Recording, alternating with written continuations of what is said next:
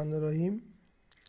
পরম করুণাময় অসীম দয়ালু আল্লাহর নামে আরম্ভ করলাম, যিনি তেমন দুনিয়ার মালিক, যার অসীম ক্ষমতার বলে আমরা ভালো আছি। সাংবাদিকরা বর্তমান সময়ে বার্তাবাহক, যিনি মানুষের সাথে সত্য প্রকাশ করবে। আল্লাহ মানুষকে খুব ভালোবাসেন বলে খুব যত্ন সহকারে সৃষ্টি করেছেন এবং মানুষকে পুনরায় মহান রবের সামনে হাজির হতে হবে। তখন কি জবাব দিবে মহান রবের সামনে? আমাদের ধর্ম ইসলাম, আমাদেরকে আল্লাহর দ্বীন হুকুম বাস্তবায়ন করতে হবে। সবার উপরে শান্তি রহমত বর্ষিত হোক।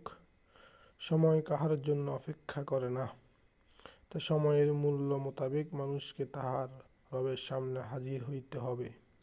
তাই সর্বশেষ বলবো, আমরা আল্লাহর হুকুম ছাড়া কাহারও হুকুম মানি না এবং মানব না।